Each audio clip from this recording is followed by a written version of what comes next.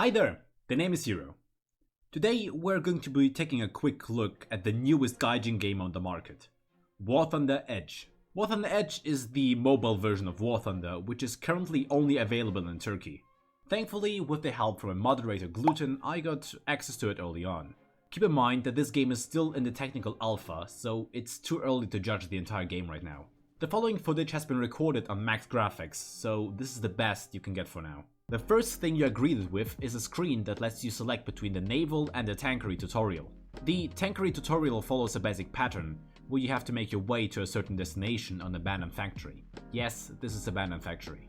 After that, you need to destroy 3 enemy tanks with your OP binoculars, which literally give you X-ray sight. Pretty simple if you ask me. In the hangar you get to choose your starter nation, which of course is one of the big 3. There's no reserve tier or something similar. You jump right into the battle with a Panzer IV F2, an M4A1 or an earlier version of the T-34. You can also choose whether you want them to be premium or not. For money of course. Like in War Thunder you also have your silver and golden currency to please the snail. Depending on what tank you picked, you need to literally install the tank first in order to be able to play it. Which is fair considering that every player on a Nokia wouldn't have to download the entire tech tree. But 440 megabytes for a tank can be quite exhausting if you really want to grind out the nation. The main game mode is somewhat like arcade battles in the real game that lasts around 15 minutes. However, you will only face bots for now.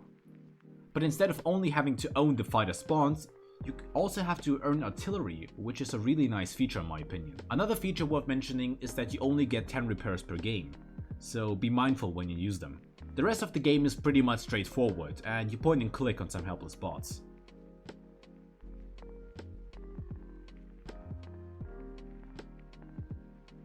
After the first game you get to upgrade your tank with something similar to crew points. But instead of the normal sections that you can upgrade, it gets split into firepower, mobility, protection and crew. The tech tree is also worth looking at. By gathering XP you unlock vehicle folders featuring the Panzer IV F2, M4A1, T-34-1940, Panzer IV-G, M4A2, T-34 1942, T-34-85, Tiger H1 and the M4A1 76mm. Every folder also contains up to 4 tanks of the same nation and roughly the same battle rating.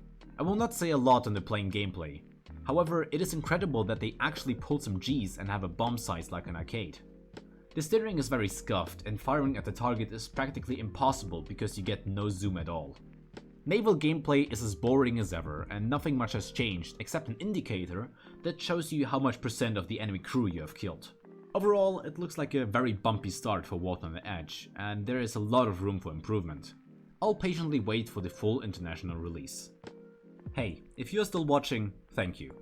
I have a video that will release very soon which I worked on really hard, so make sure you subscribe to not miss the premiere.